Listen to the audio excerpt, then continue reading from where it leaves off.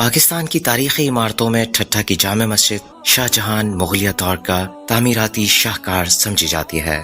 اگرچہ دور مغلیہ میں ایک نہیں متعدد عمارات تعمیر ہوئیں، جن میں دہلی اور لاہور کے شاہی قلعے، تاج محل اور دہلی کی جامع مسجد بھی شامل ہیں، مگر صوبہ سندھ کی سرزمین پر واقع جامع مسجد شاہ جہاں اپنی مثال آپ ہے۔ کراچی سے تقریباً 62 میل واقع ٹھٹھہ میں اس مسجد کی تعمیر 1644 میں شروع ہوئی اور مجموعی طور پر یہ 3 سال میں یعنی 1647 میں مکمل ہوئی۔ مسجد کا کل رقبہ تقریباً 6316 مربع گز پر مشتمل ہے۔ اس دور کے حساب سے مسجد کی تعمیر پر 9 لاکھ شاہجہانی روپے خرچ ہوئے، جو شاہی خزانے سے ادا کیے گئے۔ مسجد اگرچہ ایک ہی منزلہ ہے، مضبوطی کی غرض سے اس کی بنیادیں 12 سے 15 فٹ گہری ہیں۔ مسجد میں 3 جانب سے داخلے کے 5 دروازے بنائے گئے، جن میں سے ایک مرکزی صدر دروازہ اور 2 چھوٹے دروازے اطراف میں ہیں۔ شاہ جہانی مسجد کی خوبصورتی اس کے 2 چھوٹے بڑے گنبد ہیں، جن کی تعداد 100 کے قریب ہے۔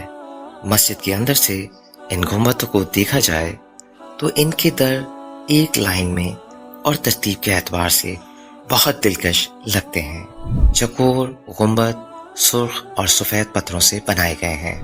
گنبدوں کی ترتیب اور ہوا کی آمد و رفت کا انتظام کچھ اس خوبی سے رکھا گیا ہے کہ تلاوت و خطبے کی آواز پوری مسجد میں بآسانی سنائی دیتی ہے۔ مسجد میں ہوا اور روشنی کے لیے دیواروں میں نہایت کشادہ اور جالی دار کھڑکیاں بنائی گئی ہیں۔ ان سے ہوا اور روشنی بآسانی سے گزرتی ہے۔ مسجد میں 20,000 افراد بیک وقت نماز پڑھ سکتے ہیں۔ مسجد کے خطیب و امام کا سلسلہ بھی شاہ جہاں کے دور سے ایک ہی خاندان میں چلا آ رہا ہے۔ موجودہ خطیب و امام مسجد کا نام قاری عبدالباسط صدیقی ہے۔ ان کے شجرے سے تعلق رکھنے والے افراد نسل در نسل اس مسجد میں خدمات انجام دیتے آ رہے ہیں۔ مسجد کے انتظامات سنبھالنے کے لیے باقاعدہ ایک کمیٹی موجود ہے۔ علاوہ ازیں اخراجات کے لیے چندے کا بھی سہارا لیا جاتا ہے۔ وضو کی غرض سے مسجد میں ایک جانب خاصا وسیع و عریض حوض بنا ہوا ہے، گو کہ اب وہ اکثر و بیشتر خالی رہتا ہے، لیکن اس کی 4 دیواری کے ساتھ ساتھ نمازیوں کے وضو کرنے کی غرض سے کئی درجن نل نصب ہیں۔ مناسب دیکھ بھال نہ ہونے کے باعث مسجد جگہ جگہ سے ٹوٹ پھوٹ کا شکار ہے۔ اکا دکا جگہوں سے نقش ٹائلز بھی اکھڑ رہی ہیں۔ بعض جگہوں پر دیواروں میں پرندوں نے گھونسلے بنا لیے ہیں۔ بیرونی اطراف شاہی گیٹ اور مسجد کی 4 دیواری کے درمیان میں بڑا سا پارک بنایا گیا ہے، جہاں کھجور اور ناریل کے درخت لگے ہوئے ہیں۔ مسجد میں لائٹنگ کا معقول انتظام ہے۔